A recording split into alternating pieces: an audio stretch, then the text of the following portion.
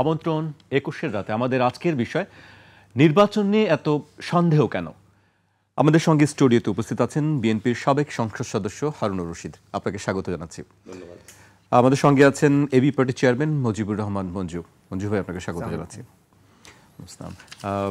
আজকে আমাদের আলোচনার বিষয়ে নির্বাচন নিয়ে এত সন্দেহ কেন, এই বিষয়টি, এই প্রশ্নটি আসলে গণমানুষেরই প্রশ্ন। আমরা যখন রাজনৈতিক দলগুলোকে দেখি, এক একজন এক একদিন এক এক কথা বলছেন। কেউ বলছেন যে নির্বাচন প্রত্যাখ্যান করবেন, কেউ বলছেন নির্বাচন হতে দেওয়া হবে না, আর বিএনপি নির্বাচনের জন্য, সবাই বলছে নির্বাচনের জন্য তারা প্রস্তুত। রাজনৈতিকভাবেও তারা সবাই, আমরা জানি যে মাঠের অবস্থা, সবাই প্রস্তুতি নিয়ে আছে। আমরা গতকালকে একটি বক্তব্য দেখেছি, জামায়াত নেতা তাহের বলেছেন পিআর নিয়ে এত ভয় কেন। এটি বিএনপিকে উদ্দেশ্য করেই তিনি বলেছেন। আমি হারুনুর রশিদ, হারুন ভাইয়ের কাছে আসতে চাই। পিআর নিয়ে ভয় কেন, এটি কি আসলে ভয়ের কোনো কারণ বিএনপি? ধন্যবাদ ২১-এর রাতের আজকে আমাকে সংযুক্ত করার জন্য। এখানে এবি পার্টি চেয়ারম্যান মঞ্জু ভাই আছে, ২১-এ টেলিভিশনের দেশ বিদেশের সকল দর্শককে শুভেচ্ছা। নির্বাচন নিয়ে শঙ্কা কেন আজকের আলোচ্য বিষয় করেছেন, আমি নির্বাচন নিয়ে কোনো শঙ্কা দেখছি না। ইতিমধ্যেই নির্বাচনের ট্রেন্ড শুরু হয়েছে, নির্বাচন কমিশন তাদের কার্যক্রম শুরু করেছে, আসন বিন্যাসের যে বিষয়গুলো সেগুলো শুনানি হচ্ছে, রোডম্যাপ ঘোষণা করা হবে অতি শীঘ্রই, সেটাও শোনা যাচ্ছে। ভোটার লিস্টের চূড়ান্ত ভোটার লিস্ট তালিকা প্রকাশিত হয়েছে। ভোটার লিস্ট মানে নির্বাচন বিষয় নিয়ে যে কাজগুলো করা প্রয়োজন সেগুলো কিন্তু চলমান আছে। এখন রাজনৈতিক দল যারা নির্বাচনে অংশগ্রহণ করবে তাদের বিভিন্ন দাবি দেওয়া আছে, দাবি দেওয়া থাকতেই পারে, এটা অস্বাভাবিক কিছু না। আর নির্বাচনকে নিয়ে দু একটি দল যারা পিআর পদ্ধতিতে নির্বাচন চাচ্ছে, এক্ষেত্রে বিএনপি পরিষ্কার বলেছে যে না, পিআর পদ্ধতি নিয়ে ভয়ের কোনো ব্যাপার না। দেখেন দেশটাকে তো আমরা বিএনপি ধ্বংসের দিকে ঠেলে দিতে পারি না, এই দায়িত্ব বিএনপির উপর আসবে। আর পিআর পদ্ধতির জন্যে রক্তপাতও হয়নি, আর পিআর পদ্ধতির জন্য আমরা আন্দোলনও করিনি। আমরা গত 15-20 বছর যাবৎ যেটা আন্দোলন করছিলাম, যেটা অবাধ, সুষ্ঠু, নিরপেক্ষ নির্বাচন, একটা গ্রহণযোগ্য নির্বাচন, জাতীয় এবং আন্তর্জাতিকভাবে একটা গ্রহণযোগ্য নির্বাচন, সেইটি নিশ্চিত করতে পারেনি বিধায় আপনার এই গত জুলাই আগস্টে যে গণজোয়ার বা গণরোষের শিকারে আপনার যারা অবৈধভাবে ক্ষমতায় ছিল তারা সব পালিয়ে গেছে। এখন আপনার যত দ্রুত সম্ভব দেশে একটা অস্থিরতা বিরাজ করছে, এবং একটা চক্র, একটা শক্তি দেশে একটা অস্থিরতা তৈরির চেষ্টাও করছে। যে বলছেন যে বিভিন্নভাবে বক্তৃতা দিচ্ছে পিআর নিয়ে এত ভয় কেন। বিএনপি নির্বাচনকে কোনো সময় ভয় পায়নি, পিআর নিয়ে কেন। বিএনপি নির্বাচন চাচ্ছেই তো যে একটা অবাধ সুষ্ঠু নিরপেক্ষ নির্বাচন। আওয়ামী লীগ যদি আজকে আমাদের এই দাবি মেনে নিয়ে নির্বাচন হতো, তাতে তো আমাদের ভয়ের কোনো কারণ ছিল না। আর সেখানে তো এখন আমরা যার সাথে গত 50 বছর প্রতিদ্বন্দ্বিতা করে এসেছি, তারা তো মাঠে অনুপস্থিত। সুতরাং নির্বাচনকে নিয়ে বিএনপির এখানে ন্যূনতম কোনো ভয়ের কারণ নাই। এখন বাংলাদেশে গত 50 বছরে রাজনীতিতে যে ব্যাড সংস্কৃতিগুলো তৈরি হয়েছে, এই জায়গাগুলো থেকে দেশকে সামনের দিকে এগিয়ে নেওয়ার জন্যে আপনার রাজনৈতিক দলগুলোর মধ্যে আলোচনা হচ্ছে, অনেকগুলো রাজনৈতিক দলের সাথে আলোচনা হচ্ছে, বাইরে সুশীল সমাজের সাথে আলোচনা হচ্ছে, তারা তাদের মন্তব্য রাখছে, এবং যার ফলশ্রুতিতে কিন্তু একটা জায়গায় দাঁড়ানোর আমরা চেষ্টা করছি, সামনের দিনে যেন দেশটাকে আমরা এগিয়ে নিয়ে যেতে পারি। এই ক্ষেত্রে কেউ বিভিন্ন ধরনের দাবি দেওয়া নিয়ে উপস্থিত হচ্ছে। মব কালচারে যেটা আমরা প্রথম থেকেই বলে আসছি যে মব জাস্টিসের ব্যাপারে ব্যবস্থা নিতে হবে। তো সেই ক্ষেত্রে আমরা সাম্প্রতিক একটা বিষয় দেখলাম যে আমাদের বিএনপির কেন্দ্রীয় নেতা, আমাদের বিএনপি চেয়ারপারসন উপদেষ্টা আপনার জনাব ফজলুর রহমানের বক্তব্যকে কেন্দ্র করে প্রতিবাদ, প্রোটেস্ট হয়েছে। সেটা হতে পারে স্বাভাবিক, কিন্তু তার বাড়ির সামনে গিয়ে স্লোগান দেওয়া, তার বাড়ির সামনে অবস্থান নেওয়া, আমি মনে করি যে আইন প্রয়োগকারী সংস্থার, বিশেষ করে আমাদের স্বরাষ্ট্র উপদেষ্টার মধ্যে অনুরোধ করব যে যারা এই সমস্ত ভিডিও ফুটেজ আমরা গণমাধ্যমে দেখছি, ইলেকট্রনিক্স মাধ্যমেও দেখছি, সুতরাং এদের বিরুদ্ধে কঠোর ব্যবস্থা গ্রহণ করতে হবে। যদি এটা ব্যর্থ হয়, তাহলে আমি মনে করব যে দেশে যে অস্থিরতা তৈরির যারা চক্রান্ত করছে, এটা তার একটা অংশ। আপনার মত প্রকাশের স্বাধীনতা আছে। আমি যদি আমার ব্যক্তিগতভাবে বলি, আজকে এই আপনার সামাজিক যোগাযোগ মাধ্যমে আমাকে কেন্দ্র করে যে সমস্ত অসত্য তথ্য ছড়ানো হয়েছে, আমি তার বিচার চাই। সরকার, রাষ্ট্র করছে কি সে বিচার? অসত্য, মিথ্যা প্রোপাগান্ডা দিয়ে চরিত্র হরণ করা হচ্ছে। তাহলে যারা এই কাজগুলো করছে, আমি দায়িত্ব নিয়ে বলছি যে আমার নামে যে সমস্ত তথ্য অপপ্রচার করেছে, আমি সরাসরি পুলিশের আইটি সেক্টরে ফোন করেছি, সেই সমস্ত তথ্য পাঠিয়েছি, জিজ্ঞাসা করেছি যে এই সমস্ত অসত্য মিথ্যা তথ্য কারা প্রচার করছে, ম্যাক্সিমাম জামাতের ছেলেমেলে। আমি আপনার গণমাধ্যমে বলছি একেবারে, তারা সেখান থেকে তারা ওই সমস্ত জায়গাগুলো ইনভেস্টিগেশন করে বলেছে যেগুলো আপনার জামাতের শিবিরের ছেলেরা করেছে। তাহলে এই যে আপনার আজকে সামাজিক যোগাযোগ মাধ্যমে আজকে বিটিআরসি করছে কি, বিটিআরসির দায়িত্বটা কি? এখানে তো একটা আইন আছে।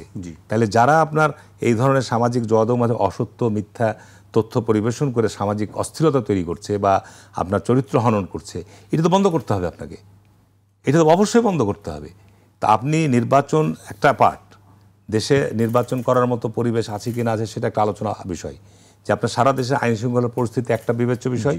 আর নির্বাচনের কালীন সময়ে যে 1-1.5 মাস যখন তফসিল ঘোষিত হবে সেই সময় আপনার একটা বিরাট কর্মযজ্ঞ চলবে। সেই সময় পুরো আপনার রাষ্ট্র নির্বাচনের ব্যাপারে, নির্বাচনে যে সমস্ত বিষয়গুলো আপনার সুষ্ঠু শান্তিপূর্ণ করার জন্য প্রয়োজন সেগুলো ব্যাপারে পদক্ষেপ গ্রহণ করবে। সুতরাং আপনি এখন কোন জায়গায় লাশ পড়ে থাকছে 4টা, ওই যে বুড়িগঙ্গাতে কালকেই দেখলাম যে আপনার 4টা বেওয়ারিশ লাশ পাওয়া গেছে, এগুলো নিঃসন্দেহে উদ্বেগজনক। এটা আজকে নতুন না, এটা গত 50 বছরে যদি আপনি হিস্ট্রি দেখেন 50 বছর ধরনের ঘটনা বাংলাদেশে ঘটছে। এটা আমাদের আইন শৃঙ্খলা বাহিনীর সক্ষমতার অভাব আছে, তাদের যে ধরনের পদক্ষেপ গ্রহণের সেখানে তাদের দুর্বলতা আছে, এটা অস্বীকার করার কোনো পথ নেই। কিন্তু এইটার জন্য আপনি বলবেন যে আমার আজ না ঠিক হওয়া পর্যন্ত আমার নির্বাচন হবে না, তাহলে কোন কালে নির্বাচন হবে? আপনি বলছেন যে বিচার না করলে নির্বাচন করা যাবে না, বিচার তো আপনার সময় নির্ধারণ করে বিচার করা যায় না। বিচারের থেকে এখন বড় একটি বিষয় এসে গেছে সংস্কারের বিষয়টি। আপনার সংস্কারের বিষয় নিয়ে যে আলোচনা হয়েছে আমি এটি দিবাচক বলবো যে বাংলাদেশে 50 বছরে এইভাবে রাজনৈতিক দল সময়ের মধ্যে আপনার সংস্কার বিষয়টা খোলামেলা দীর্ঘ সময়ব্যাপী আলোচনা হয়নি। এবং এখানে আপাতত আমি মনে করি যে যে জায়গাগুলোর ক্ষেত্রে আমরা ঐক্যমত হয়েছি এই জায়গাগুলোকে ভিত্তি করে আমাদের এগিয়ে যাওয়া উচিত। জি, আমি আপনার কাছে আবারও আসবো। এই পর্যায়ে আমি মুজিবুর রহমান মঞ্জুর কাছে আসতে চাই। মঞ্জু ভাই, আমাদের বিষয় যেটি হচ্ছে নির্বাচন নিয়ে কেন এত সন্দেহ বা সংশয়, আপনি কি মনে করেন যে আসলে এই সন্দেহের জায়গাটা কোথায় বা সংশয় কি, কেন? না, ধন্যবাদ। নির্বাচন নিয়ে সংশয়ের জায়গায় যেটা আমরা দেখি যে সাধারণত এতদিন একটা দাবি ছিল যে নির্বাচনের রোডম্যাপ ঘোষণা করা হোক। প্রফেসর ইউনূস রোডম্যাপ দিয়েছেন, এটা ফেব্রুয়ারির 1 বা মাঝামাঝি সময় ইলেকশন হবে রমজানের আগে। সিএসিকেও আমরা দেখছি তারা খুব তৎপর। সংকটটা হচ্ছে যে আমরা যারা জুলাই অভ্যুত্থানের পক্ষ আছি, যারা সবাই মিলে, এদের মধ্যে একটা এখন পর্যন্ত নানা মানে কথাবার্তার বা চিন্তার একটা মিল না থাকার কারণে এবং জুলাই সনদকে ঘিরে এক ধরনের অস্পষ্টতা থাকার কারণে এই প্রবলেমটা তৈরি হয়েছে। এই যে দেখেন, প্রবলেমের কিন্তু যে গতি প্রকৃতি সব একটা জায়গায়, সেটা জুলাই সনদ। কারণ আপনি যদি পিআর দেখেন, এখানেও জুলাই সনদ আছে। আপনি যদি জুলাই সনদ বাস্তবায়ন নিয়ে যে বিতর্ক, বিচারের যে প্রসঙ্গ, সংস্কারের যে জায়গা, সব কিছু কিন্তু এই জুলাই সনদের মধ্যে আপনি পাবেন। এখন অসুবিধাটা হচ্ছে কোথায়?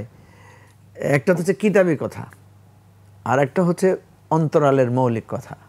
অন্তরালের মৌলিক কথা যেটা, সেটা হচ্ছে মানে আমি যদি এভাবে বলি, আপনার হয়তো হারুন ভাই আছেন এখানে, হয়তো বিতর্ক আরও বাড়তে পারে।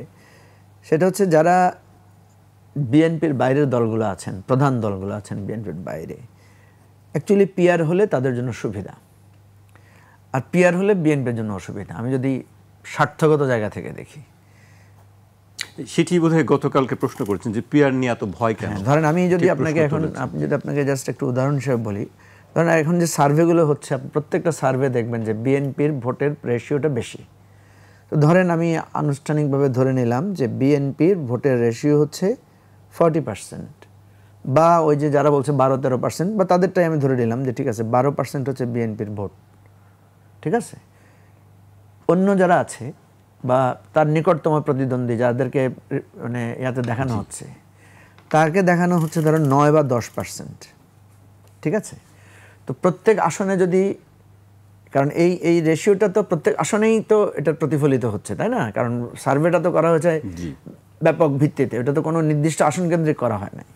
তো প্রত্যেক আসনে যদি এটা বাস্তব রূপ হয় এবং প্রচলিত পদ্ধতিতে ইলেকশন হয়, তাহলে তো প্রত্যেক আসনেই দেখা যাচ্ছে বিএনপি জিতবে। বিএনপির পার্সেন্টেজ যদি 12% হয়, আমার যদি হয় 10%, তাহলে কে জিতবে? বিএনপি তো জিতবে। তাহলে এই 12% ভোট পেয়ে বিএনপি 300 আসনে জিতছে, যদি আমি মানে অ্যাকুরেট এই ইয়াটাকে ধরি, মানে আপনার জরিপটাকে আমি ধরি। বাট এটাকে যদি আপনি পিআরে ট্রান্সফার করেন তাহলে কি হারাচ্ছে? ফলাফল কিন্তু পুরো বদলে যাচ্ছে। তো বিএনপি যদি আপনার এখানে দেখা যাচ্ছে যদি 130 বা 40 সিট পায়, ওই যে 10% বা 9% বা 8% ভোট পাচ্ছে, সেও কিন্তু পাশাপাশি 50-60টা সিট পেয়ে যাচ্ছে। ফলে পার্লামেন্টে এক ধরনের কম্পিটিশান, এক ধরনের সবার অংশগ্রহণ থাকছে। আমার দৃষ্টিতে এটা হচ্ছে মূল কারণ, যে যারা পার্সেন্টেজ ভোটে কম মনে করছে নিজেদেরকে, তারা মনে করছে যে পিআর হলে আমাদের জন্য সুবিধাটা হবে। আর যারা বেশিরভাগ আসনে বেশিরভাগ মানুষের সমর্থন তাদের পক্ষে আছে মনে করছেন, আসলে তো আমরা বুঝতে পারবো ভোট হলে কে কত পার্সেন্ট ভোট আসলে পাচ্ছে। তার আগ পর্যন্ত এই ধারণাটা যেহেতু মনে কাজ করছে, ফলে এখানে একটা বড় বিষয় দাঁড়াচ্ছে 1 নাম্বার আমার হিসাবে। এখন পিআরের সুবিধা অসুবিধা আর ফার্স্ট পাস দি পোস্টদের সুবিধা অসুবিধা, দুটোটা বিষয়ের সুবিধা অসুবিধা আছে। এবং সেই সুবিধা অসুবিধা আপনি ভোটাভুটি করলে দুই পক্ষের সমানের সমান। পিআরের যেরকম কিছু থ্রেট আছে, পিআরের যেরকম কিছু ত্রুটি আছে, আবার পিআরের কিছু সুবিধা আছে। আবার এই ফার্স্ট পাস দি পোস্টের যে সিস্টেম, সেটারও কিছু সুবিধা আছে। মানুষ সহজে বোঝে, মানুষ সহজে ভোট দিতে পারে, ওই যে ব্যক্তিকে চিনে, আমি এই ধরনের কিছু সুবিধা আছে। কিন্তু ওই যে আপনাকে বললাম অসুবিধা, যে যেই দলটা মানে আগায় থাকে সেই সব আসনে সেই জিততে পারবে, বা সেখানে সে যদি যেখানে একটু পিছিয়ে থাকার সম্ভাবনা দেখে, সে একটু ম্যানিপুলেট করলে সে এগিয়ে যেতে পারে। এই অসুবিধাগুলো হচ্ছে। এখন আমাদের এখানে যেটা হলো, আমরা যখন আন্দোলন করেছি, আমরা সবাই মিলে আন্দোলন করেছি, সেখানে কিন্তু আমরা কাউকে কেউ জিজ্ঞেস করি নাই তোমার জনসমর্থন কেমন, তোমার কেমন, তুমি কোনভাবে করছো, এটা নিয়ে আমরা করি নাই। ইভেন ধরেন আমরা আজকে যাদেরকে বলছি যে জুলাই অভ্যুত্থানের যারা নায়ক, জুলাই অভ্যুত্থান কিন্তু কোনো দলের নেতৃত্ব হয় নাই। ছাত্ররা যারা নেতৃত্ব দিয়েছিল তখন তাদের কোনো দল ছিল না, এটা ছিল বৈষম্য বিরোধী একটা আন্দোলন। সেখানে আমরা সবাই মার্চ করেছি, কেউ দলীয়ভাবে, কেউ নির্দলীয়ভাবে। আমরা দলীয় জায়গা থেকে সেটাকে সাপোর্ট দিয়েছি। কিন্তু বেশ কিছু দল আছে যারা দলীয়ভাবে না দিয়ে ওদের ভিতরেই তারা নিজেদেরকে সম্পৃক্ত করে ফেলেছে। এনিওয়ে, অসুবিধা নেই। কিন্তু এখন যেহেতু তারা আবার দল আকারে হাজির হয়েছে, সেই সমস্ত আন্দোলনের সংগ্রামী ছাত্রনেতারা, তারা যেহেতু দল আকারে হাজির হয়েছে, এখন আপনি দেখেন, আপনি যদি হিসাব করেন, ওদের তো দলই তো নতুন। কেউ তো বলে যে ওদের তো দল তো রেজিস্ট্রেশনই হয় নাই। তো তার তো অ্যাকচুয়ালি তার তো ভোটের কোনো রেশিও আমরা জানি না, কত পার্সেন্ট সে ভোট পেতে পারে, কি তার তো ওই অর্থে কোনো ডাটাও নাই আমাদের কাছে। এখন আপনি যদি তাকে ভোটের আলোকে, আমরা যখন পার্লামেন্টে যাব তখন কিন্তু ভোটের আলোকে হয়ে যাবে পার্লামেন্টটা। যতক্ষণ পর্যন্ত না পার্লামেন্টে যাচ্ছে ততক্ষণ পর্যন্ত আমাদের সবার ভয়েসের গুরুত্ব আছে। আমরা জাতীয় সনদে স্বাক্ষর করছি, আমরা জাতীয় সংলাপে অংশগ্রহণ করছি। পার্লামেন্ট যদি কায়েম হয়ে যায়, তখন হয়ে যাবে সেটা ভোটের ভিত্তিতে কার প্রতি জনগণের সমর্থন আছে, কে কত পার্সেন্ট আছে সেটা। তো এখন যারা এত বড় আন্দোলনের নেতৃত্ব দিয়েছেন, তাদের ভয়েসটা কিন্তু তখন আর প্রতিফলিত নাও হতে পারে পার্লামেন্টে। সেই জন্য বলা হচ্ছে যে জুলাই সনদে আমরা যে আলোচনাগুলো করেছি, এটাকে এখন থেকে এফেক্ট দেওয়ার জন্য। এখন দেখেন অসুবিধাটা কোথায়, এখানে অনেকগুলো আইনি বিতর্ক, সাংবিধানিক বিতর্ক আছে। প্রথম কথা হচ্ছে যে এই সরকার যেটা তৈরি হয়েছে, এটা তো কনস্টিটিউশনকে অনেকটা পাশ কাটিয়েই তৈরি হয়েছে। কারণ এই ধরনের ঘটনা, আমাদের প্রধানমন্ত্রী পালিয়ে যাওয়ার ঘটনা তো আমাদের সংবিধানে লেখা নাই। সংবিধানে লেখা আছে কোনো কারণে যদি প্রধানমন্ত্রীর পদ শূন্য হয়, প্রধানমন্ত্রীর পদ শূন্য হলে কি হবে, স্পিকার হবে, কি হবে, অনেক ধরনের বিধান আছে। সেটা নাই। পার্লামেন্ট বাতিল হয়ে গেলে কি হবে, এমপিরা সব পালাই গেলে কি হবে, এই ধরনের কথা তো সংবিধানে লেখা নাই। তো ফলে সংবিধানের এজ ইউজুয়াল যে বিধান, সেটার বাইরে কিন্তু একটা ঘটনা ঘটেছে, যেটা বাংলাদেশের ইতিহাস না পৃথিবীর ইতিহাসে বিরল।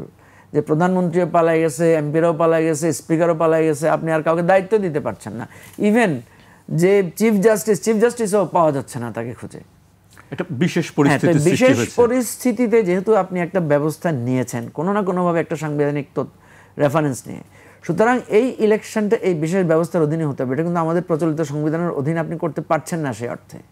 ফলে আপনাকে এটাকে করতে হবে এই জুলাই সনদের ভিত্তিতে। তাহলে জুলাই সনদের ভিত্তিতে যদি আপনি করতে হয়, জুলাই সনদটাকে একটা সাংবিধানিক বৈধতা দিতে হবে। এখন বিতর্কটা যেটা হচ্ছে যে এই বৈধতাটা কি পার্লামেন্টে গিয়ে দিবে না পার্লামেন্টের আগে হবে, এইটাই হচ্ছে বিতর্কের বিষয়। মঞ্জু ভাই, এটার কারণেই আপনি যেটা বলছেন ইলেকশনের নিশ্চয়তাটা পরিষ্কার ধারণা হচ্ছে না। সাধারণ মানুষের প্রশ্ন এটি, যে আমি আপনার কাছে আবারও আসবো, আমি হারুন ভাইয়ের কাছে আসতে চাই পর্যায়ে। আমরা এই জুলাই সনদ নিয়ে কথা বলছিলেন মঞ্জু ভাই, আমি সে বিষয়ে একটি পোস্ট উল্লেখ করতে চাই। এনসিপি নেতা একটি পোস্ট দিয়েছেন গতকাল, সেই তার পোস্টটি উল্লেখ করতে চাই। ফেসবুক পোস্টে সার্জিস আলম লিখেছেন, জুলাই সনদের মাধ্যমে মৌলিক সংস্কার বাস্তবায়নে যারাই বাধা হয়ে দাঁড়াবে তাদের মুখোশ জনগণের সামনে উন্মোচন করা হবে। জুলাই সনদ বাস্তবায়নের নিশ্চয়তার পর অন্য আলাপ শুরু হতে পারে। তার আগে না, উপদেষ্টা হোক আর রাজনীতিবিদ, কাউকেই ছাড় দেওয়া হবে না। তিনি আরও লিখেছেন, সাধু সাবধান, কে কি করছেন কিংবা করতে চাচ্ছেন কোনো কিছুই গোপন থাকবে না। শেখ হাসিনা তো জান নিয়ে পালাইতে পারছে, আপনারা সেটাও পারবেন না, জনগণ এত ভালো না। মানে তিনি উপদেষ্টা, রাজনীতিবিদ, কাউকেই ছাড় দেওয়া হবে না, এবং জুলাই সনদ নিয়ে যদি কোনো কথা ওঠে বা বাস্তবায়ন যদি না করা হয় সে বিষয়ে আসলে বিএনপির অবস্থান বা কি, বা আপনার বক্তব্য কি? না, জুলাই সনদ নিয়ে তো আপনার আলোচনা হচ্ছে এবং একটা রূপরেখা সর্বসম্মতক্রমেই রূপরেখা দাঁড় করানোর একটা প্রচেষ্টা চলছে। ইতিমধ্যেই জুলাই সনদের খসড়া জমাও দেওয়া হয়েছে দলের পক্ষ থেকে, অনেকগুলো দলের পক্ষ থেকে জমা দেওয়া হয়েছে, বিএনপিও জমা দিয়েছে। সুতরাং আমরা আশা করি যে জুলাই সনদ আপনার চূড়ান্ত হবে, যেটা ঐক্যমতের ভিত্তিতেই চূড়ান্ত হবে, এবং এইটা আপনার আইনি কাঠামো দেওয়ার ক্ষেত্রে যে সমস্ত বৈধতা দেওয়ার যে সমস্ত বিষয় আসছে, কেউ কেউ বলছে সংবিধানের উপরের স্থান দিতে হবে, কেউ বলছে এখন জুলাই সনদের ব্যাপারে যখন আপনার একটা এগ্রিমেন্ট, এটা এই যে 2 মাস 3 মাস ব্যাপী যে দীর্ঘ আলাপ আলোচনার মধ্য দিয়ে যে একটা দলিল প্রস্তুত হলো, এইটা তো আপনার ধরেন যে কেউ যদি এটাকে পরবর্তীতে অস্বীকার করতে চাই, আপনি ভবিষ্যতের কথা অনুমানের উপর নির্ভর করতে এখন কোনো সিদ্ধান্ত নেওয়া যাবে না। ভবিষ্যতের সিদ্ধান্ত ভবিষ্যতই গ্রহণ করবে। ভবিষ্যতে এই জুলাই সনদের মধ্যে যে সমস্ত আইন দিকগুলো সংশোধনের প্রশ্ন আসবে, অর্থাৎ যেগুলো আপনার সংবিধান সংশোধনের প্রশ্ন আসবে, সেগুলো তো সংসদ লাগবে। দ্বিতীয়ত হচ্ছে যে আপনার যেগুলো অর্ডিন্যান্স করে জরুরি ভিত্তিতে এমার্জেন্সি এখন করা প্রয়োজন, সেগুলো বর্তমান অন্তর্বর্তীকালীন সরকার অর্ডিন্যান্স জারি করে করবে, সেক্ষেত্রেও তো আপনার দ্বিমতের কোনো সুযোগ নাই। সুতরাং আজকে যদি নির্বাচনকে অনিশ্চয়তার দিকে ঠেলে দেওয়া হয়, অনিশ্চয়তার দিকে যদি যাত্রা শুরু করা হয়, তাহলে এখানে তৃতীয় শক্তি লাভবান হবে, কোনো সন্দেহ নাই। এতে দেশ আরও ক্ষতিগ্রস্ত, মারাত্মক সংকটের মধ্যে পড়বে। আমরা গত 15-20 বছর যাবত দেশের মানুষ নির্বাচনের জন্যে আপনার সংগ্রাম করেছে, গুমের শিকার হয়েছে, আপনার বিচারপতি হত্যাকাণ্ডের শিকার হয়েছে, মামলার শিকার হয়েছে। দেশ যদি বিরাজনীতিকরণের পথে চলে যায়, দেশে যদি রাজনীতি আপনার নিশ্চিহ্ন হয়ে যায়, তৃতীয় শক্তি যদি আবির্ভাব ঘটে, তাহলে এখানে আপনার নিঃসন্দেহে তৃতীয় শক্তি, তৃতীয় শক্তি বলছি আমি, তৃতীয় শক্তি যদি আপনার নির্বাচন অনিশ্চিত দিকে যাত্রা শুরু হয়, এই তৃতীয় শক্তি নেগেটিভ সেন্স, তাহলে আপনার তৃতীয় শক্তির আবির্ভাব ঘটবেই। এবং এখানে তৃতীয় শক্তির আবির্ভাব ঘটার সাথে সাথে যারা পরাজিত শক্তি, তাদেরও আগমনের পরিবেশ তৈরি হবে। স্বাভাবিক কারণেই দেশে একটা সংকট এবং অনিশ্চয়তা আরও বৃদ্ধি পাবে। সুতরাং আমরা মনে করি যে আপনার এই অবস্থায় এই সমস্ত ছোটোখাটো বিরোধগুলো, বক্তব্যগুলো আপনার দিয়ে অনিশ্চয়তা তৈরি না করে, তার কারণ এখানে বুঝতে হবে যে আপনার নির্বাচন হলে আপনার যদি প্রথম থেকে 11তম সংসদ পর্যন্ত নির্বাচন তো হয়েছে, এর মধ্যে বেশ কিছু নির্বাচন নিয়ে কোনো বিতর্ক নাই। ধরেন যে প্রথম জাতীয় সংসদ নির্বাচন হয়েছে শেখ মুজিবের সময়, 73-এর নির্বাচন। এরপরে আপনার সেকেন্ড পার্লামেন্ট নির্বাচন হয়েছে 1979-এ, জিয়া রহমান সাহেব, যেটা নিয়ে কোনো বিতর্ক নাই, যেখানে সবাই অংশগ্রহণ করেছিল। তারপরে আপনার এরশাদের দুটো নির্বাচন, দুটো নিয়ে বিতর্ক আছে, 86 এবং 88। কোনো পার্লামেন্টই আপনার তার মেয়াদ পূর্ণ করতে পারেনি। তার ফলশ্রুতিতে এরশাদকে বিদায় হতে হয়েছে, এবং এরশাদের বিদায়ের পর আপনার পঞ্চম সংসদ নির্বাচন হয়েছে 91-এ, যেটা 90-এর গণঅভ্যুত্থানের পর। সেই নির্বাচন নিয়েও খুব একটা বড় মাপের বিতর্ক নেই। এরপরে ষষ্ঠ নির্বাচন হয়েছে সাময়িক আপনার সংবিধান সংশোধনের জন্যে, যেটা আপনার ত্রয়োদশ সংশোধনী, যেটাতে অন্তর্ভুক্ত হয়েছে। এরপরে আপনার নির্বাচন হয়েছে আবার অন্তর্বর্তীকালীন সরকার, মানে কেয়ারটেকার সরকারের অধীনে আওয়ামী লীগ, যেটাতে মেজরিটি না পেলেও কোয়ালিশন সরকার করে ক্ষমতায় থেকেছে। এরপরে এসছে আপনার আবার 111 2008, না তারপর 2008 আবার বিএনপি ক্ষমতা এসছে আপনার একটা তত্ত্বাবধায়ক সরকারের অধীনে। এরপরে নবম, দশম, 11 এই নির্বাচনগুলো নিয়ে বিতর্ক তৈরি হয়ে গেছে, ঠিক আছে না?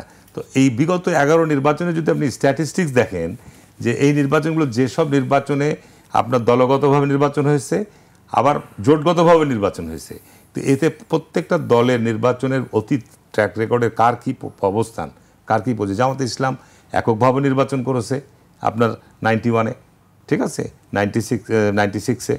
তো এখন সেই ক্ষেত্রে আপনার এই অন্যান্য রাজনৈতিক দলগুলোর ওই সময় কার কী নির্বাচনে ভোটের রেশিও, সেটা একটু স্ট্যাটিস্টিক্স পাবেন।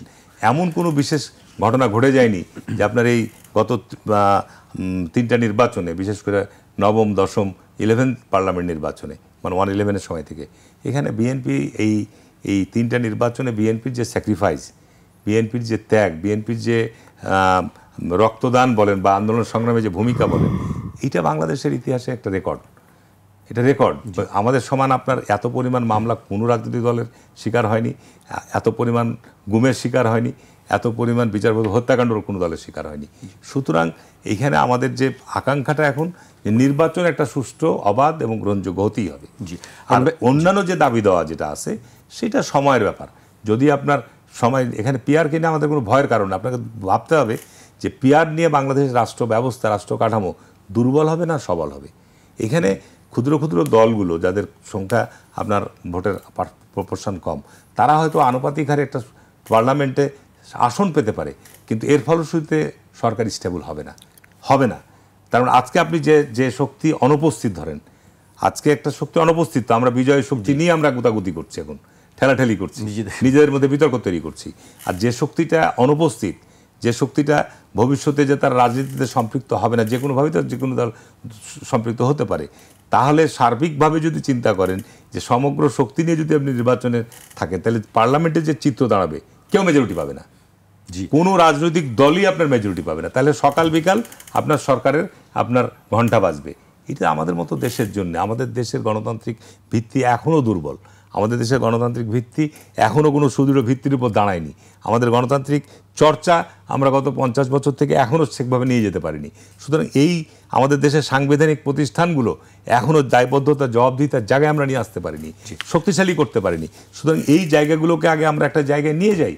এটা তো একটা উদ্যোগ চলছে, এই যে সংস্কার হচ্ছে, আলোচনা হচ্ছে, কথাবার্তা হচ্ছে, এর মধ্যে দিয়ে আমরা রাষ্ট্র কাঠামোটাকে সংস্কার করে, রাষ্ট্রীয় প্রতিষ্ঠানগুলোকে শক্তিশালী করে, তারপরে তো আপনার আমাদের মত প্রকাশে যে সাংবিধানিক যে আমাদের রাইটসগুলো বন্ধ ছিল গত 15 বছর, সংবিধানে ছিল, কিন্তু সেই সংবিধানের জায়গাগুলো আমরা কেউ পালন করতাম না। বিচার বিভাগ করতো না, পুলিশ করতো না, আর রাজনৈতিক দলকে সভা সমাবেশ করতে দেওয়া, গ্রেপ্তার, আপনার আটক রাখা, সব কিছুর ক্ষেত্রেই আইনের ব্যাপক অপব্যবহার হয়েছে। হারুন ভাই, আপনার কাছে আবারও আসবো। আমি এই পর্যায়ে মঞ্জু ভাইয়ের কাছে আসছে। মঞ্জু ভাই, হারুন ভাই বেশ কয়েকবার বলছিলেন যে তৃতীয় শক্তির উত্থান। আমি জিজ্ঞেস করছিলাম সেটি কি নেগেটিভ সেন্সে না পজিটিভ সেন্সে। আপনি একটি বক্তব্য দিয়েছিলেন, আমার মনে পড়ে বেশ কিছুদিন আগে, যে বাংলাদেশের তৃতীয় রাজনৈতিক শক্তির উত্থান অবশ্যম্ভাবী।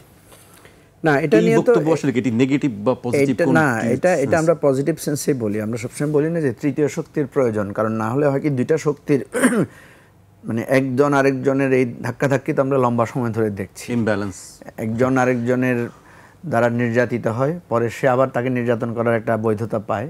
এটা তো কাউন্টার চলে আসছে গত প্রায় 2 যুগ ধরে আমরা দেখতে পাচ্ছি।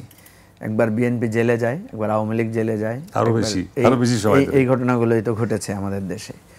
যখনই একটা তৃতীয় শক্তি, রাজনৈতিক শক্তির দৃশ্যমান অবস্থান থাকে, তখন এটা চেকস অ্যান্ড ব্যালেন্স হয়। তো এখন আমাদের দেশে তৃতীয় শক্তির উত্থানটা কেন ঘটে নাই কারণ আমাদের রাজনৈতিক ব্যবস্থাপনা তো পুরানো ধাঁচে রয়ে গেছে। ধরেন এখন আমাদেরকে অনেক সুশীল লোকেরা বলে না যে আপনারা এতদিন আওয়ামী লীগের বিরুদ্ধে বলে আসছেন, আওয়ামী লীগ বিএনপি তো তৃতীয় শক্তি চায় না। হ্যাঁ, তৃতীয় শক্তি। এখন আপনারা কেন এটা করছেন? কারণ এখন আপনি তো সেটা তো যেমন অনেকে এখন আওয়ামী লীগকে নিষিদ্ধ করার বিপক্ষে কথা বলছে না। তো আপনি আওয়ামী লীগকে সিদ্ধ রাখবেন কিভাবে? কারণ সে যে অপকর্ম করেছে, সে যে নৈতিকভাবে, যেমন আওয়ামী লীগের পক্ষে গিয়ে আপনি একটা মন্ত্রী বা তাদের যে পুরানো নেতারা আছে তাদের একটা কেউ কথা বলতে দেখছেন? এখন দেখছেন না তো। কারণ কথা বলবে কীভাবে? ধরুন ওবায়দুল কাদের যদি একটা বক্তব্য দেয় এখন বাইরে থেকে, বা হাসান মাহমুদ যদি একটা বক্তব্য দেয়, সাথে সাথে তো মানুষ উল্টা বিরক্ত হচ্ছে তাদের উপরে। তাহলে আওয়ামী লীগে একটা ক্লিন ইমেজের লোক নাই। কল্পনা করতে পারেন আপনি একটা রাজনৈতিক দল। বিএনপিও তো একটা ক্রাইসিসের মধ্যে ছিল, কিন্তু বিএনপির লোকেরা তো ফিল্ডে, অ্যাব্রোডে, 2 জায়গাতেই ফাইট করেছে।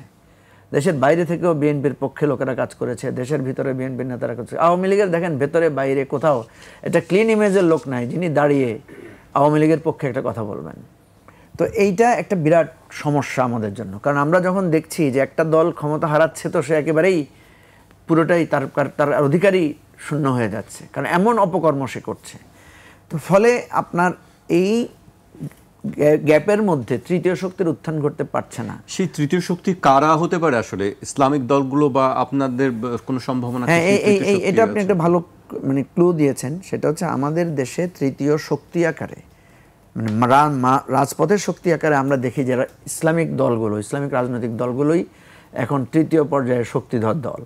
কিন্তু সমস্যা হচ্ছে এই ইসলামিক রাজনৈতিক দলগুলো কিন্তু ক্ষমতায় আসতে পারছে না, বা জনপ্রিয়তার জায়গা থেকে আমাদের যে ভোটিং সিস্টেম আছে সেই সিস্টেমে তারা ভালো করতে পারছে না। এর কারণও তারা আবার দূর করছে না।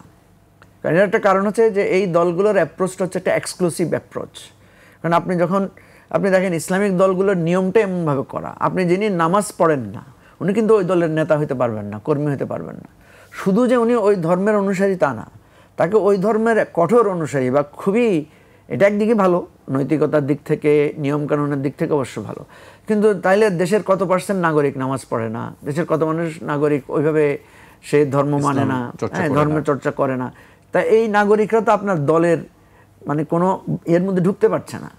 তো ঢুকতে না পারলে কিন্তু তার ভোটিং রাইট আছে। আপনি যখন তার কাছে ভোট চাইতে যাচ্ছেন, স্বাভাবিকভাবে সে মনে করতেছে এই দলে তো আমার অংশগ্রহণের সুযোগ নাই, আমি তাইলে এই দলকে ভোট দেব কিভাবে।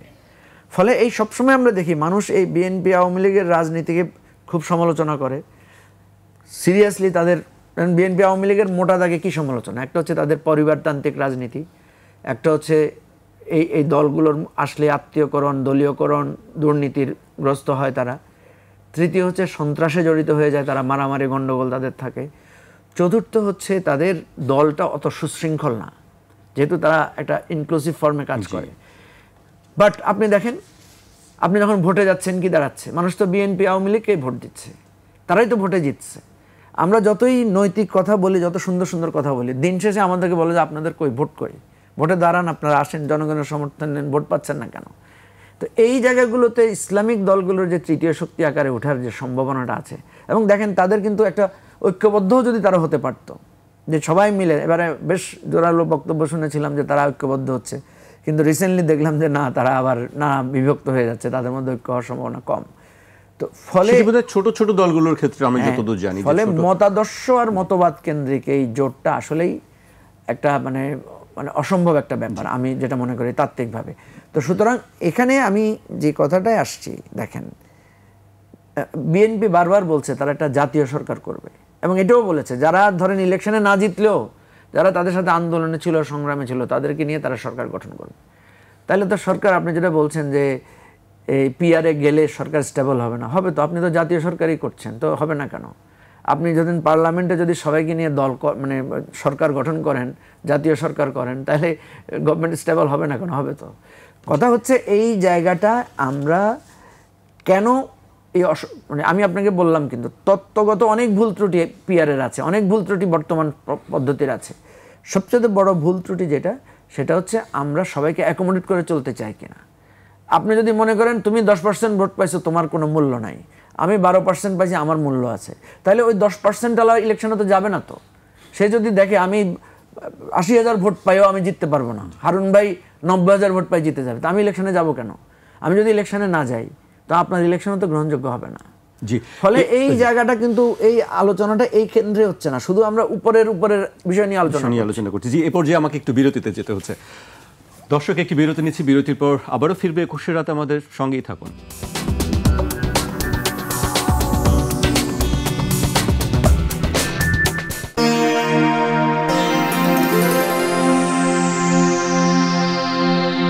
বিরতির পর আবারও স্বাগত, আপনারা দেখছেন 21 রাত। আমাদের সঙ্গে আছেন বিএনপির সাবেক সংসদ সদস্য হারুনুর রশিদ এবং AB party chairman Mujibur Rahman Manju. বিরতিতে যাবার আগে মঞ্জু ভাই বলছিলেন যে জাতীয় সরকারের ব্যাপারে কথা হচ্ছে, বিএনপি তাতে আপত্তি নেই, এবং পিআর নিয়ে তাহলে আপত্তি কেন, এই বিষয়ে প্রশ্ন তুলেছেন। পিআর এবং জাতীয় সরকার তো দুটো ভিন্ন জিনিস। একটু ব্যাখ্যা। পিআরের সাথে জাতীয় সরকারের কোনো আপনার সংজ্ঞাগত কোনো মিল নাই। পিআরটা হচ্ছে যে আপনার নির্বাচনের মধ্য দিয়ে আনুপাতিক হারে তাদের প্রতিনিধিত্ব নির্বাচন করা, এবং সেখানে কোনো আমাদের এখন বর্তমান যে নির্বাচনী এলাকাভিত্তিক যে নির্বাচন হয়, সেই এলাকাভিত্তিক কোনো নির্বাচনের ব্যবস্থা থাকবে না। তখন আপনার সারা বাংলাদেশে প্রতীকের নির্বাচন হবে, বিভিন্ন দল অংশগ্রহণ করবে, এবং আনুপাতিক হারে যে যতটুকু পার্সেন্টেজ ভোট পাবে সে অনুযায়ী তাদের আনুপাতিক প্রতিনিধিত্ব পাবে। কে কোথায় প্রতিনিধিত্ব করবে, যেহেতু কোনো আপনার নির্বাচনী, এটা বিশাল সংশোধনের প্রশ্ন আসবে, সংবিধান সংশোধনের প্রশ্ন আসবে, নির্বাচনী কমিশনের আইন সংশোধনের অনেক বিষয় আসবে এখানে। তো সুতরাং এটা অনেক জটিল বিষয়, এটা মেজর রিফর্ম, এটা বিরাট জটিল ব্যাপার, বিরাট জটিল ব্যাপার। সুতরাং এইটার ক্ষেত্রে আপনার ধরেন যে আমরা পরিষ্কার বলেছি, যারা এটি দাবি জানাচ্ছে তারা বলছে এটি বিরাট কোনো সমস্যা না। পৃথিবীতে পিআর সিস্টেম অনেক দেশে বিদ্যমান, সেই সব দেশে এক একটা দেশে এক এক ধরনের সিস্টেমে পিআর। যেমন আপনার ফ্রান্সে ভোট হয়, ইরানে ভোট হয়, সেখানে যদি একাধিক প্রেসিডেন্ট পদপ্রার্থী থাকে, ভোট হয়ে যাওয়ার পর তখন দেখা যায় যে 50% ভোট কোনো প্রেসিডেন্ট প্রার্থী পায়নি, তখন যে নিকটতম দুইজন প্রার্থী আবার পুনরায় ভোট হয়। সুতরাং পৃথিবীতে বিভিন্ন দেশে, যেমন মার্কিন যুক্তরাষ্ট্রে আপনার ডেমোক্র্যাট এবং রিপাবলিকান দল দীর্ঘদিন যাবত তারা দ্বিমুখী রাজনীতি বিদ্যমান, সেখানে তৃতীয় আর কোনো পক্ষ নাই, তৃতীয় কোনো পক্ষ নাই। আপনার ব্রিটেনে আপনার সেখানেও দুইটাই পক্ষ, হ্যাঁ। তো এইভাবে পৃথিবীতে জাপানও তাই মোটামুটি। আপনার এখানে অনেক সময় কোয়ালিশন করে আবার জোট হয়, জোট হওয়ার পর দুটো পক্ষই হয় সবসময়। আমি কিন্তু তৃতীয় শক্তি বলতে এখানে আপনার কোনো তৃতীয় রাজনৈতিক দলে উত্থান, এটি বাংলাদেশের বর্তমান প্রেক্ষাপটে এই মুহূর্তে সম্ভব না। এই মুহূর্তে সেটার কথা আমি মিন করিনি। তৃতীয় শক্তি বাংলাদেশে বিভিন্ন সময় হস্তক্ষেপ করেছে, তৃতীয় শক্তি বিভিন্ন সময় আবির্ভাব ঘটেছে, এবং বাংলাদেশে যদি আপনার রাজনৈতিক এই অস্থিরতা বৃদ্ধি পায়, তাহলে সেখানে আমি তৃতীয় শক্তি বলতে অরাজনৈতিক কোনো তৃতীয় শক্তি এখানে হস্তক্ষেপ করতে পারে, এবং যারা আন্তর্জাতিক যারা খেলোয়াড় আছে তারা সেখানে সুযোগ নেবে। তারা তখন যেভাবে আপনার সেটাকে এই করার, সেটার দিকে আমি দৃষ্টিপাত করেছি। সুতরাং এটা দেশের জন্য আরও ভয়াবহ সংকট ডেকে নিয়ে আসবে। আর জাতীয় সরকার আর পিআরের মধ্যে, যেটা পিআরের কথা আপনাকে বললাম, আর জাতীয় সরকারের ক্ষেত্রে জাতীয় সরকার কিন্তু অ্যাকচুয়ালি না। জাতীয় সরকার বলতে তো আপনার বুঝাবে যে এখানে আমাদের সকল রাজনৈতিক বল মত যা কিছু আছে সবগুলোকে নিয়ে। সেক্ষেত্রে বিএনপির জায়গা থেকে খুব স্পষ্ট যে বিগত আন্দোলন সংগ্রামের সঙ্গে যারা আমরা মাঠে একসাথে ঐক্যবদ্ধ আন্দোলন করেছি, ফ্যাসিবাদের বিরুদ্ধে, কর্তৃত্ববাদের বিরুদ্ধে, অন্যায়ের বিরুদ্ধে, নিপীড়ন জুলুমের বিরুদ্ধে, এরা পার্লামেন্টে থাকুক আর না থাকুক, এদেরকে নিয়ে আমরা একসাথে একটা সরকার গঠন করতে চাই। সেটা আপনি এখন কি সরকারের নাম দিবেন সেটা ভিন্ন কথা। সেখানে জামাত ইসলামও থাকতে পারে, সেখানে আপনার অন্যান্য দল থাকতে পারে। সেটা বিগত 15 বছর আমরা যারা এই সরকার বিরোধী আন্দোলনে, নির্বাচনে একসাথে বা যুগুৎপাতভাবে আমরা এটার মোকাবেলা করেছি, তাদেরকে নিয়ে একটা ঘোষণা আছে যে আমরা কাজ করব। সেটা জাতীয় সরকার কিন্তু সেটার উপরেখা না। জাতীয় সরকার উপরেখা তো আপনার এই 5ই আগস্টের পরিবর্তনের পরেও জাতীয় সরকারের প্রস্তাব দেওয়া হয়েছিল বিএনপির কাছে, এবং বিএনপি তখন বলেছে না, এখন জাতীয় সরকারের যাওয়ার চাইতে উত্তমভাবে যে কিছু যোগ্য ব্যক্তিদেরকে দিয়ে অন্তর্বর্তীকালীন সরকার গঠন করে একটা নির্বাচনের পরিবেশ তৈরি করে জাতীয় নির্বাচনের দিকে দেশকে নিয়ে যাওয়ার চেষ্টা করা, সেটা দেশের জন্য কল্যাণ হবে এবং মঙ্গল হবে। বিএনপির সঙ্গে কি আমরা দেখেছি যে ছোট ছোট, যেটি মঞ্জু হয়ে বলছিলেন যে আসলে বৃহত্তর ইসলামিক যে ঐক্য হওয়ার কথা ছিল সেটি আর হওয়ার খুব একটা সম্ভাবনা তিনি দেখছেন না। বিএনপির সঙ্গে কি ইসলামী ছোট দলগুলোর সঙ্গে কি আলোচনা হচ্ছে? তো আলোচনা এর আগেও হয়েছে, এখনো হচ্ছে, ভবিষ্যতেও হবে। বাংলাদেশের বিএনপি তো বলেছে একটা দল ছাড়া বাকি সব বাংলাদেশের আপনার ধরেন যে এখানে শতকরা 90% মানুষ মুসলমান। হেফাজতের সঙ্গেও আপনাদের ভালো সম্পর্ক। হেফাজতের সঙ্গে আমরা, হেফাজত যখন আপনার ঢাকায় 2013 সালে আপনার যে ভয়াবহ তাণ্ডব চালিয়েছে শেখ হাসিনা, যেটা ইতিহাসের নজিরবিহীন ঘটনা, সেটিতে সমর্থন, আমরা সমর্থন ছিল আমাদের এ ব্যাপারে পরিষ্কার। তাদের আমরা পাশে অবস্থান করেছি যে তারা তো তখন আপনার রাষ্ট্র ক্ষমতা দখল করা, রাষ্ট্র ক্ষমতা পরিবর্তনের লড়াই ছিল না। তখন তারা যে লড়াইটা ছিল যে বাংলাদেশে আপনার ইসলাম বিদ্বেষী যে কর্মকাণ্ড ভয়ানক আকার ধারণ করেছিল, বেহায়াপনা, বেলিল্লাপনা, ব্লগার দিয়ে আপনার ইসলামের যে সর্বনাশ করা হচ্ছিল, তার বিরুদ্ধে হেফাজতে ইসলাম দাঁড়িয়েছে।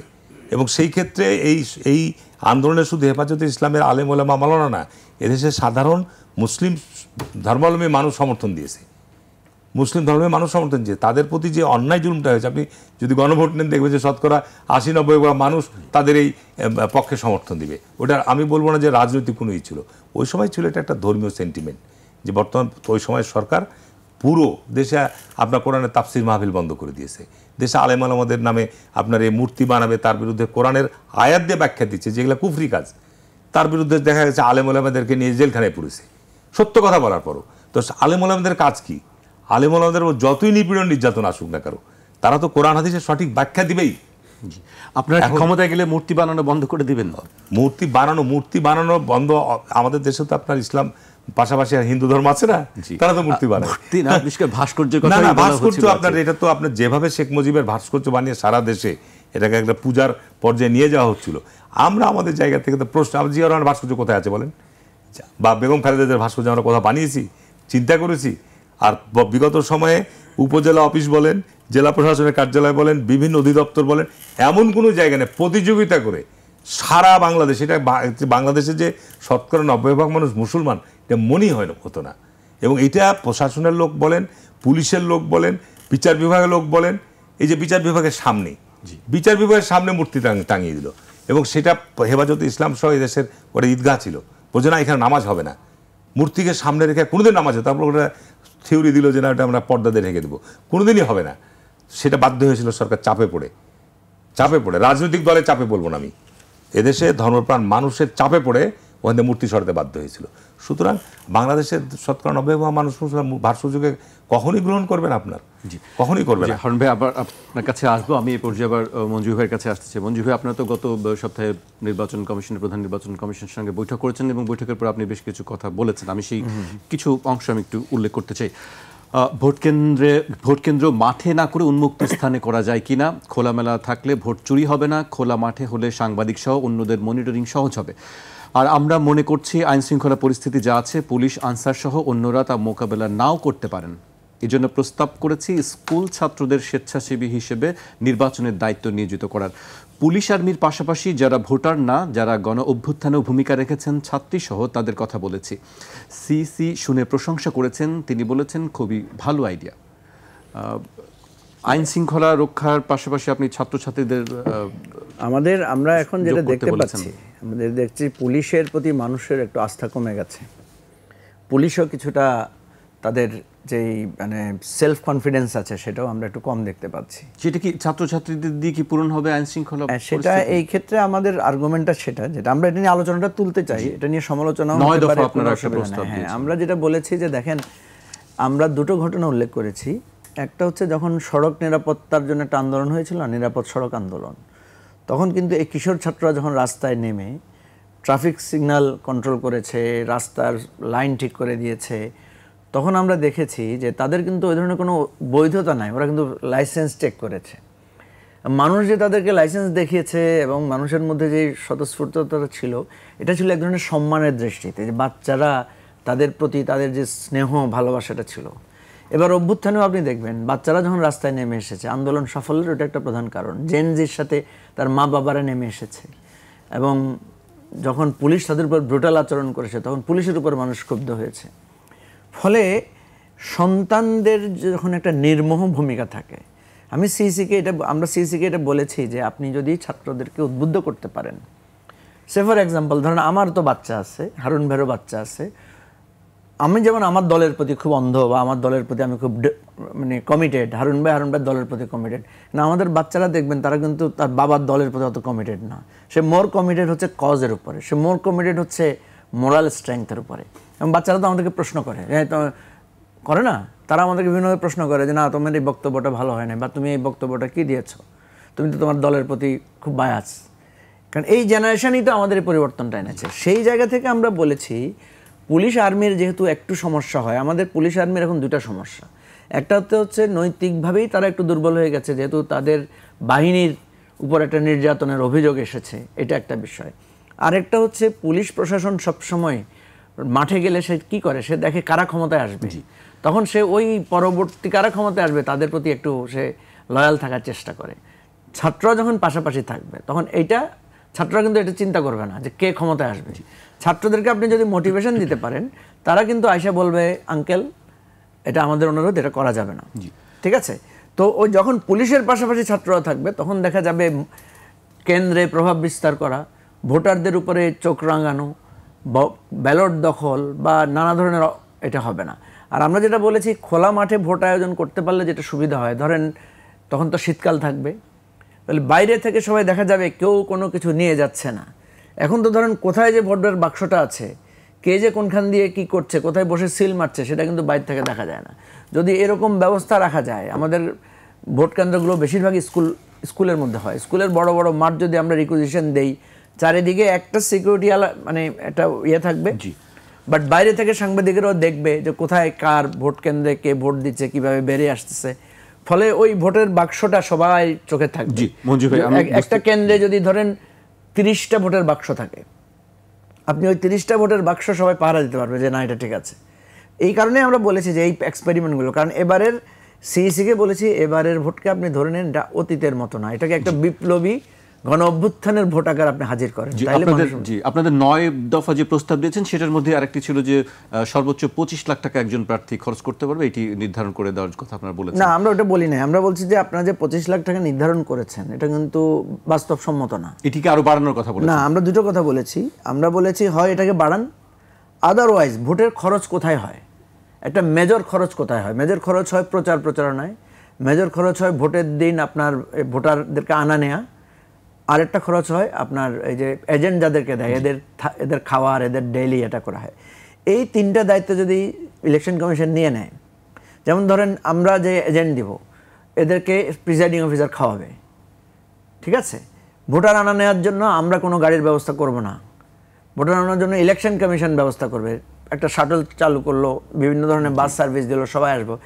আমাদের যখন চালু করতে হয় ভোটার নিয়ে টানাটানি হয় 1 নাম্বার। 2 নাম্বার হচ্ছে কারণ একটা ভোটার তো একটা এখন তো আমাদের কমিউনিকেশন অনেক ভালো হয়েছে, একটা ভোটার 3 মাইল দূর থেকে যদি ভোট কেন্দ্রে আসে তার 200 থেকে 300 টাকা 500 টাকাও খরচ হয় তার গাড়ি ভাড়া। তো আমার ভোটার কেন পয়সা দিয়ে ভোট দিতে যাবে? ধরেন একটা ওই ধরনের সচেতনতা বা ওই ধরনের সামর্থ্য তো অনেকের নাই। তো ভোটার ইলেকশন কমিশনের দায়িত্ব হচ্ছে ভোটারকে ভোট কেন্দ্রে আনার ব্যবস্থা করা। সো আমরা বলেছি আপনারা যদি এই 3টা খরচ আপনারা কাঁধে নিয়ে নেন তাহলে আমাদের প্রার্থীরা 25 লাখ টাকার মধ্যে হয়তো খরচ করতে পারবে। আর যারা বড় লোক প্রার্থী হারুন ভাইয়ের মতো তাদের তো এই 25 লাখ টাকায় তো কিছুই হবে না। হারুন ভাই বড় লোক প্রার্থী কিনা সেটি আসলে আমি হারুন ভাইয়ের কাছে আসতে চাই এ পর্যায়ে যে টাকার বিষয়টি বলেছেন যে কত টাকার মধ্যে করা উচিত, বা আরেকটি প্রশ্ন সবসময় করা ওঠে যে আসলে কালো টাকা কিভাবে বন্ধ করা যায়। অনেক সংস্কারের কথা শুনছি আমরা, কিন্তু এই কালো টাকার কিভাবে আসলে রাস্তা কি বন্ধ করার? হ্যাঁ, ধন্যবাদ। আজকে আসলে অনেকগুলো প্রস্তাব এসছে, তার মধ্যে আমি যে নতুন নতুন আইডিয়া, ধারণা, এগুলো খারাপ না, ভালো। বিশেষ করে আমি বলবো নির্বাচনকালীন সময়ে ভোটকেন্দ্রগুলোতে যদি আমাদের বাচ্চারা, স্কুলের বাচ্চারা, যারা নন ভোটার, কলেজের ছাত্ররাও যদি ভলেন্টিয়ার হিসেবে দায়িত্ব পালন করে। অ্যাকচুয়ালি তো আমাদের দেশে একসময় স্কাউটিং, গার্লস গাইডের যে ব্যবস্থাগুলো ছিল সেটা খুব দুর্বল হয়ে গেছে, ওগুলোকে পলিটিসাইজ করা হয়েছে, খুব দুর্বল হয়ে গেছে। এখন এটা একটা ভালো আইডিয়া যে আমাদের আইন শৃঙ্খলা বাহিনীর সংখ্যা কম, তো স্বাভাবিক কারণে অধিকাংশ স্কুল, ভোট কেন্দ্র প্রাইমারি স্কুলগুলোতে হয়, সরকারি প্রাইমারি স্কুল, কিছু কিছু জায়গায় হাই স্কুল এবং কলেজে হচ্ছে। তো সেই ক্ষেত্রে এসব জায়গায় এটা অতিরিক্ত দায়িত্ব দেওয়া যেতে পারে ভবিষ্যতে, চিন্তা করে যে ঠিক আছে ভলেন্টিয়ারের দায়িত্ব তারা পালন করবে। সেখানে কি ঝুঁকি থাকে না?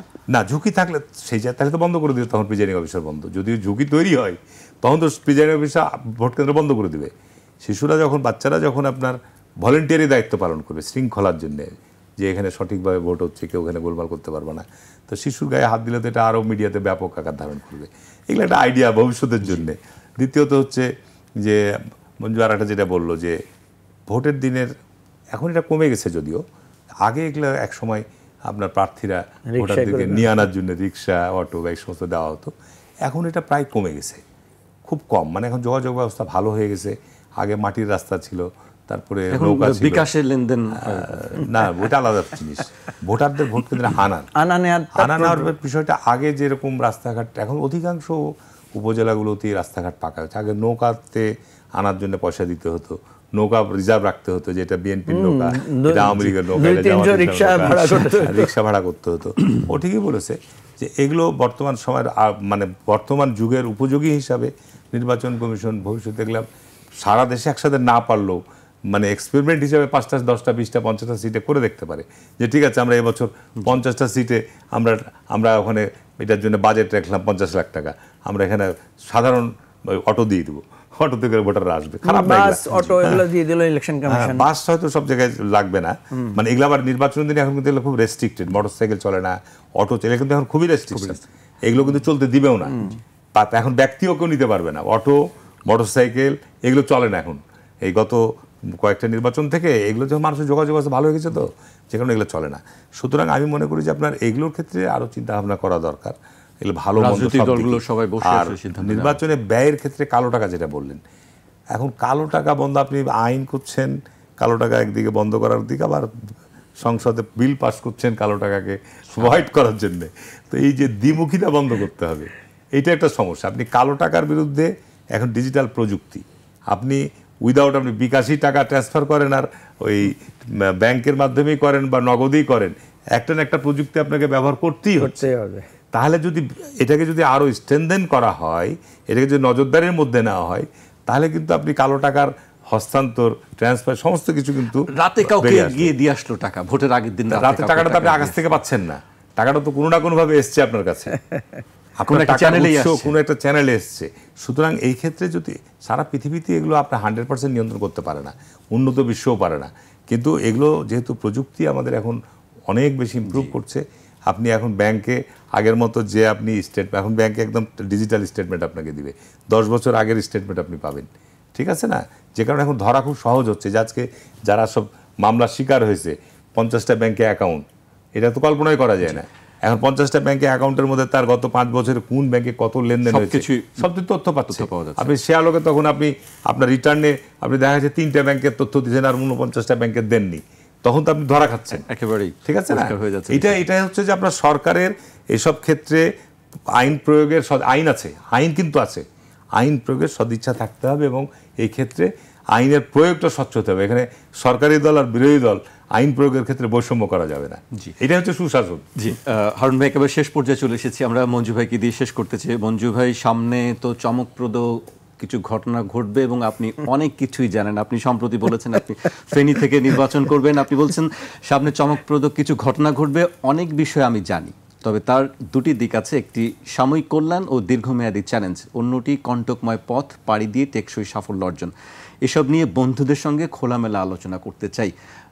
আমাদেরকে বন্ধু ভাবলে কিছুটা অন্তত একটু শুনতে চাই আপনার কাছে। না, তো অবশ্যই হাসান জাকির, আপনি অনেক অনেক অভিজ্ঞ সাংবাদিক, অনেক দিন ধরে আপনি মিডিয়াতে কাজ করেন। হারুন ভাই তো বাংলাদেশের এখন বলা যায় যে সিনিয়র পলিটিশিয়ানের কাতারে চলে গেছেন। 4-5 বার উনি ছিলেন, পার্লামেন্টে প্রতিনিধিত্ব করেছেন, খুবই জনপ্রিয় মানুষ। আমরা যেটা এতক্ষণ আলোচনার মধ্যেও কিন্তু এগুলো এসেছে, কথা হচ্ছে যে সামনে নির্বাচন ছাড়া আমাদের কোনো পথ নাই, এটা ফুল স্টপ, এটার ছাড়া কোনো কথা নাই।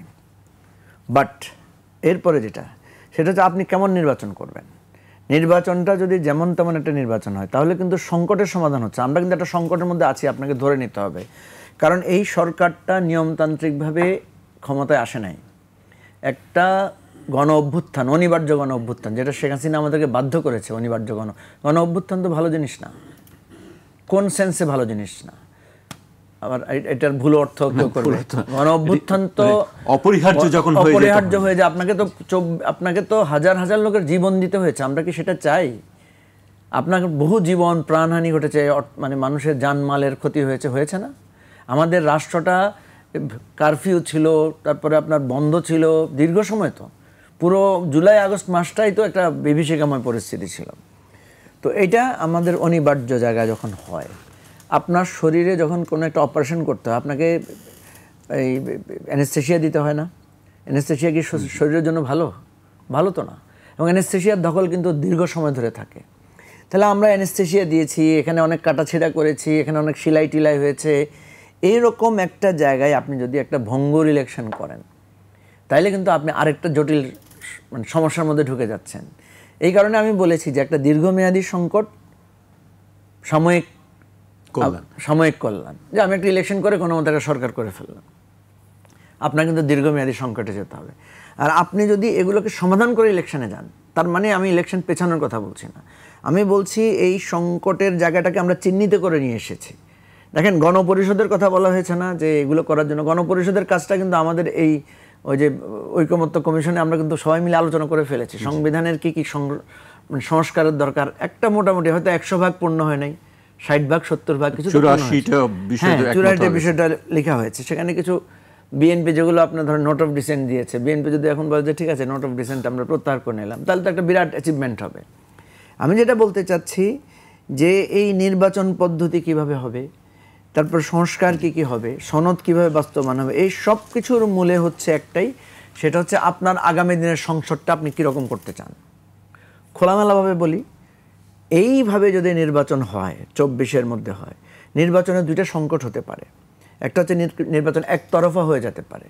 যেই নির্বাচনে আপনি বুঝবেন যে আমি জানি, ধরুন আমাদের 3 জনের মধ্যে ভোট হচ্ছে, 21-এ টেলিভিশনে এসে আমি ভোট দিতেছি, তো আমি তো জানি হাসান জাকিরই নির্বাচিত হবে, কারণ সবাই তো ওনাকে চিনে, আমাকে তো কেউ চিনে না, বা সবাই তো আপনার স্টাফ, আমি তো এখানে, ফলে আমি তো এখানে বলতেই পারি যে আমি এই ধরনের ইলেকশনে যাব না, বা আমি এই ইলেকশনে গেলে তো হাসান জাকির ভাই হবে, আলটিমেটলি তো আমাকে ওনার সাথে একটা শত্রুতা জায়গায় যেতে হবে। এখানেই আমাদেরকে বলছি যে আমরা যদি একটা সমঝোতার ভিত্তিতে, আলাপ আলোচনার ভিত্তিতে সংকটগুলো সমাধান করে একটা নির্বাচনে যেতে পারি, তাহলে সমাধান হবে। এখন আপনি সমাধানটা এখনই শেষ করতে পারেন। সমাধানের জন্য কিন্তু আজকে পত্রিকায় দেখবেন, আজকে অনেকগুলো আলোচনা এসেছে যে এই জুলাই সনদটা আমরা কিভাবে একই সাথে বাস্তবায়ন করতে পারি, এটা গণভোটের একটা গণভোটের মাধ্যমে একটা কথা আসছে। তো এই জিনিসগুলো তো আপনি 100 ভাগ সবাইকে খুশি করতে পারবেন না, কিন্তু 90 ভাগ 80 ভাগ খুশি করে হলেও একটা সমাধান করে যদি ফেব্রুয়ারিতে ইলেকশন হয়, তাহলে দেখবেন এই যে আপনি প্রথম যে আলোচনাটা দিয়ে শুরু করেছেন, এই সন্দেহ সংকটটা অনেক কাটবে, আমি মনে করি কেটে যাবে। আমাদের আজকে এখানেই শেষ করতেছে। আপনাদেরকে অনেক ধন্যবাদ আমাদেরকে সময় দেওয়ার জন্য। দর্শক, আজ এখানেই শেষ করছি। কাল আবার দেখা হবে রাত 12টায়। আপনারা সবাই সুস্থ থাকুন, নিরাপদে থাকুন, আর 21-এর সঙ্গেই থাকুন।